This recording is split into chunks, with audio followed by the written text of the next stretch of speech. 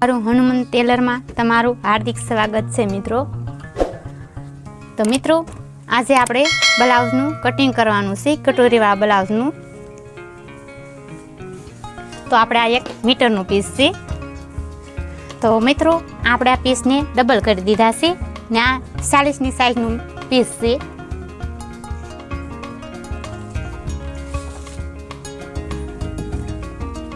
તો આપણે તેની લંબાઈ લેવાની છે। તો લંબાઈ આપણે 16 ઇંચ લંબાઈ લેવાની છે। 16 ઇંચ લંબાઈ લીધી ને પહોળાઈ લેવાની છે। હવે આપણે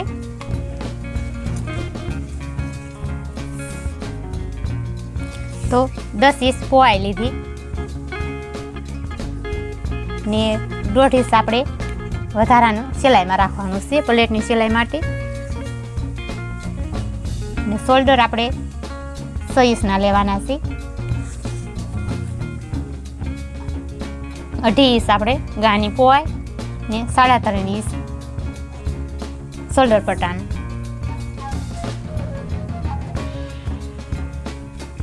સો ઇંચ મૂંઢો ઉતારવાનો છે ને 1/2 ઇંચ આપણે ક્રોસમાં ગોળાકાર આપવા માટે આપવાનો છે। પછી આપણે પાછળના વાહાનું માપ લેવાનું છે, પીઠનું માપ 30। પછી આપણે હાંડી ઘાટનું કરવાનું છે એટલે આપણે 3 ઇંચ આપણે નીચે ગોળાકારમાં, પછી આ જ રીતે આપણે ગોળાકાર સિલાઈ।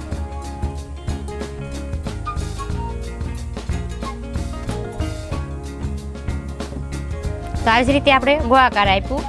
હવે આપણે આને કટિંગ કરી નાખશું।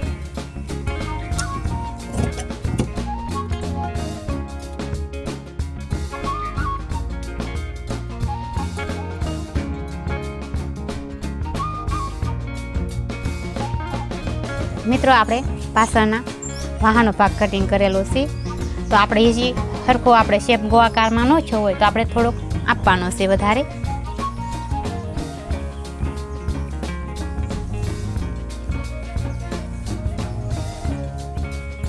આ જ રીતે ગોળાઈ કરી નાખવાની।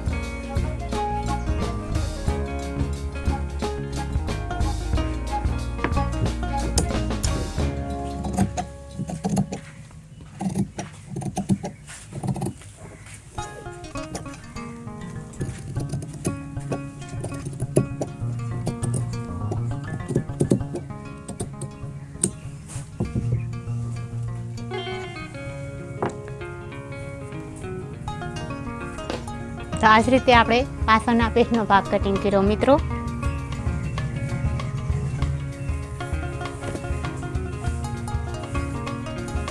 હવે આપણે બાય કટિંગ કરવાની છે।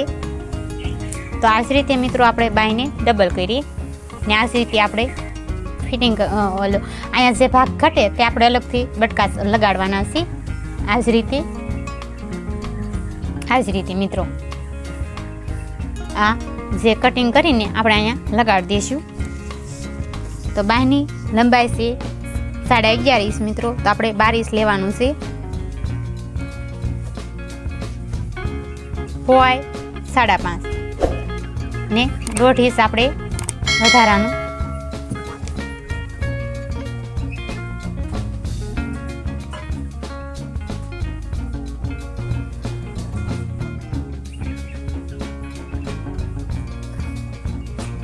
તો આ જ રીતે આપણે નીચેના ભાગમાં આપણે 8.5 ઇંચની જગ્યા રાખવાની છે મિત્રો ક્રોસમાં।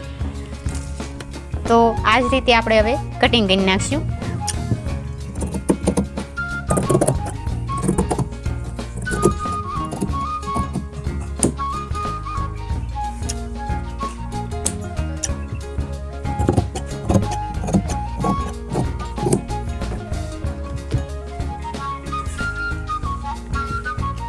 તો આ જે ભાગ છે તે મિત્રો આપણે અહીંયા સિલાઈ મારીને આપણે અહીંયા જોઈન્ટ કરી દઈશું। આ જ રીતે તો મિત્રો હવે આપણે આ બાંયનું કટિંગ કરી નાખ્યું છે ને હવે આપણે શોલ્ડર પટ્ટા કટિંગ કરવાના છે. બ્લાઉઝનું માપ ન હોય મિત્રો તો આપણે 40ની સાઈઝનું તમારે બ્લાઉઝનું કટિંગ કરવું હોય તો આ વિડીયો ખાસ જોજો. તો પછી મિત્રો આપણે આ પાછળના ભાગનું જે છે તે આ જ રીતે ડ્રોઈંગ કરી નાખવાનું છે. ડ્રોઈંગ થઈ ગયું મિત્રો. પછી આપણે ગ્રાઉન્ડમાં આપણે ડ્રોઈંગ કરી નાખવાનું છે. તો આપણે અહીંયા 7 ઇંચ લેવાનું છે ને આ બાજુ આપણે 4.5 ઇંચ.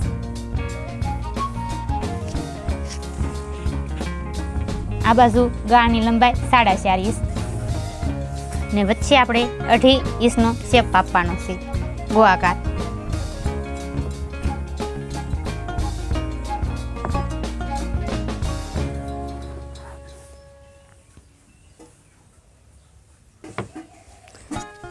તો આ જ રીતે મિત્રો આપણે શેપ આપી દીધો. તો હવે આપણે આને કટિંગ કરી નાખશું.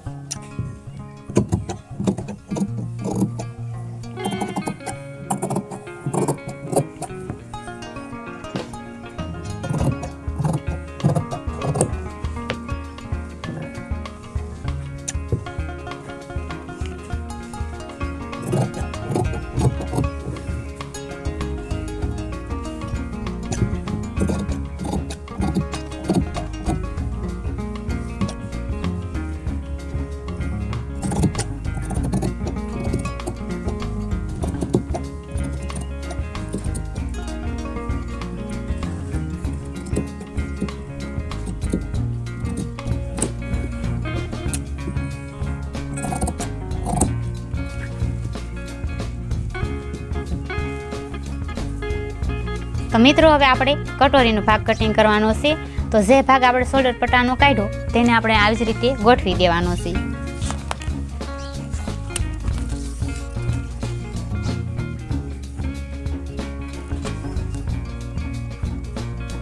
તો આપણે એને પહોળાઈ લેવાની છે 8 ઇંચ મિત્રો. આવી જ રીતે ને 3.5 એને ક્રોસમાં આપવાનું છે. આ જ રીતે ક્રોસમાં આપી દીધું મિત્રો. તો મિત્રો આપણે એને આ જ રીતે કટોરીને લંબાઈમાં આ જ રીતે ઉતારવાની છે. 4.5 ઇંચ આ બાજુ લેવાનું છે મિત્રો ને 4.5 ઇંચ આ બાજુ. આ જ રીતે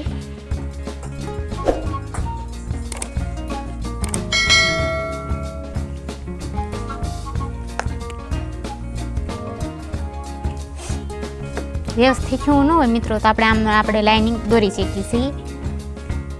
તો આ બાજુ તો આપણે મિત્રો હરખું છે જ તે વ્યવસ્થિત. તો મિત્રો આપણે આ કટોરીનું કટિંગ કરી નાખશું. હવે આપણે બ્લાઉઝના એક પાછળનો ભાગ હોય તેની ઉપરથી આપણે બધું કટિંગ કરી શકીએ છીએ. તો મિત્રો આપણે હવે કટિંગ કરી નાખીએ.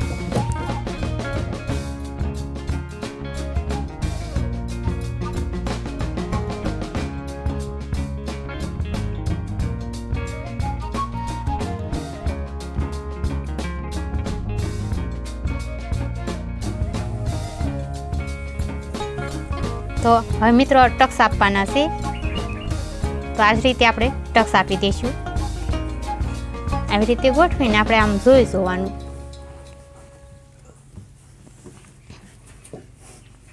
તો આપણે આ જ રીતે ટક્સ આપવાના રહેશે.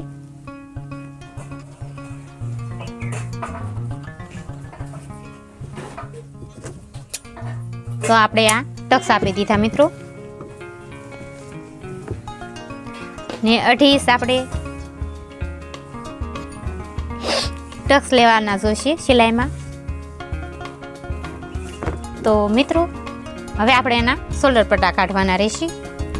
તો આ જે પટ્ટો બેધો છે આમાંથી આપણે શોલ્ડર પટ્ટા કાઢશું. તો શોલ્ડર પટ્ટાની લંબાઈ લેવાની છે 4.5 ઇંચ. આવી જ રીતે આ 4.5 લઈ લીધી મિત્રો ને જે પાછળનો ભાગ હોય તેને આપણે આ જ રીતે ગોઠવી દેવાનો છે.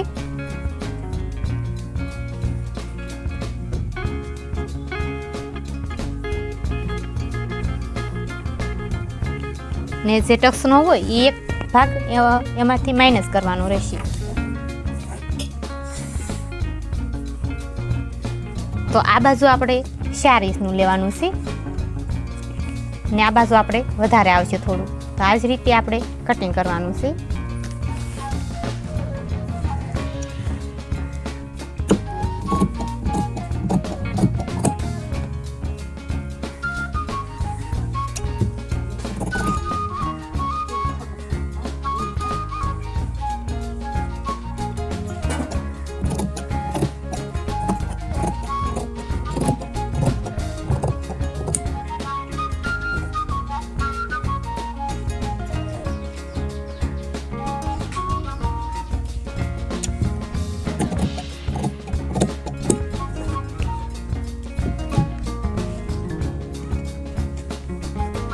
તો મિત્રો આપણે આ બાજુ આપણે આ જ રીતે નિશાન આપી દેવાનું છે. તો આપણે આ યોગ પટ્ટાનું કટિંગ કર્યું, આ શોલ્ડર પટ્ટાનું ને આ કટોરી, આ બાહું ને આ પાછળનો ભાગ. તો મિત્રો આ અમારો વિડીયો કેવો લાગ્યો તો લાઈક કરજો, શેર કરજો, કોમેન્ટ કરજો ને સબસ્ક્રાઈબ કરજો. તો આવજો મારા વાલા મિત્રો. Bye bye, Tata.